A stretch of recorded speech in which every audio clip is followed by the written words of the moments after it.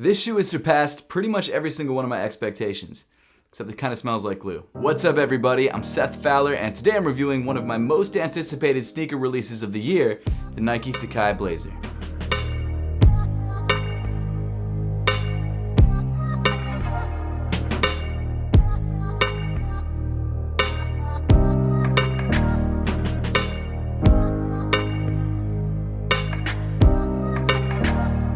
Japanese designer and creator of Sacai, Chitose Abe, created one of my favorite collaborations of the entire year, and that's the Sacai Nike collaboration. This, of course, is one of the 4 sneakers from that Nike Sacai drop. There are 2 Blazers and 2 LDV Waffle soles. If you're at all familiar with the Nike Sacai collaboration, you've probably noticed that each one of those shoes has a lot going on, and that's because they combine 2 different silhouettes in each shoe. Even though the Sacai Nike Blazer is called the Nike Blazer, it's actually a combination of both a Blazer and a Nike Dunk High. And that's the reason for all the crazy layering and double features that take place on this shoe. So why don't we take a closer look at the Sacai Nike Blazer and find out what makes it so special. Starting off in the upper, you've got this white leather panel on the toe that actually has this piece of rubber overlaid across it. As you'll quickly realize, that overlay detail becomes a recurring theme throughout the sneaker. Moving back on the shoe, the base layer that makes up the upper is a black leather. I opted to grab the black, white, and blue colorway, and that's because, in my opinion, it's a little bit more wearable, at least for me. The other colorway that this shoe dropped in was a much brighter yellow, red, blue, and white colorway, which stood out a little bit more. If you're really looking for that on-foot pop, that yellow, red, and blue colorway might be a better way to go,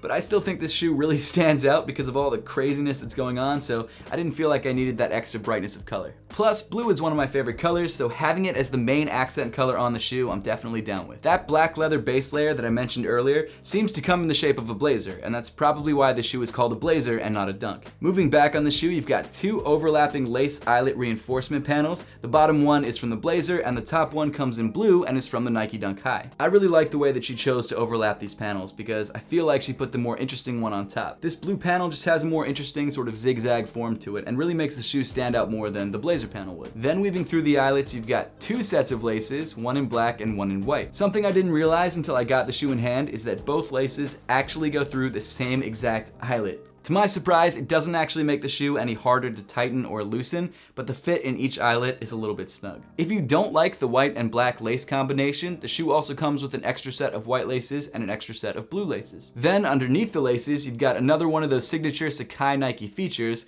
with the 2 separate tongues. Each one of the tongues comes in sort of an off-white nylon material, and both tongues also have unfinished edges. However, it does actually look like they've used less foam in each tongue so that the 2 tongues together don't get too bulky on foot. Each tongue also has a white tab at the top with the blue Nike logo, and then the second tongue actually has the Sacai logo underneath the Nike logo. Moving inside the sneaker, you've got a pretty well padded white sock liner, and then rounding off the inside of the shoe, you've got a black sock liner with the Nike and Sacai branding printed in blue on the heel. As for fit, because this shoe is technically a Nike Blazer, it fits like a Nike Blazer, which is true to size. However, and I know this might be pretty hard, but if you have a chance to try this shoe on first before you buy it, I definitely suggest doing that to make sure you're grabbing the right size for you. Continuing back on the sneaker, you've got more of that black leather, and then on top of that leather in the midfoot, you've got another one of those noticeable Sacai Nike details with the overlapping white and blue Nike swooshes. That's probably my favorite detail on the entire shoe, and I wouldn't be surprised if that's most people's favorite detail because it's definitely a signature look. Then moving even farther back on the shoe to where you traditionally would have a heel counter, instead you've got 1, 2, 3, 4, 5, 6 different layers of rubber that make up, I guess, a heel support. This is the one part of the shoe that I'm not totally sure about. I feel like it's a little bit tacked on, literally. And because there's so much glue going on, there is actually already some yellowing, which kind of bums me out. Actually, there's a lot more yellowing than I thought, especially around some of these seams or the edges of these rubber panels. Oh. Also, the shoe has a really intense smell. It's like glue and rubber mixed together, and it's not great. Moving even farther.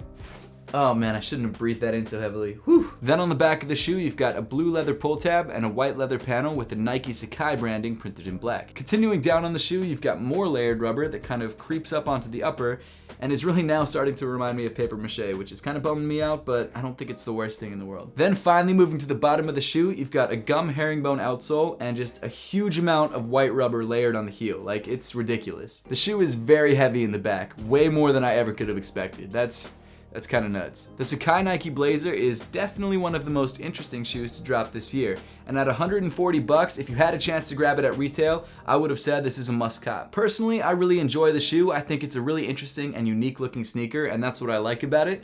But now that I actually have a pair in hand, there are some details that I didn't expect and are definitely a little bit weird. The ridiculously heavy backside and the insane amount of rubber paneling going on the heel, the seams where the glue is already yellowing straight out of the box, and also the pretty bad smell. Like, it's probably the worst smelling shoe I've taken out of a box in a really long time. That aside though, I still think it's a great shoe and I'm still not mad that I paid resale for it. But I would love to know your thoughts on the Sacai Nike Blazer and whether it's a shoe that you picked up or one that you plan to pick up, so make sure to leave those comments in the comment section down below. And as always, thank you so much for watching, and I'll see you all in the next one.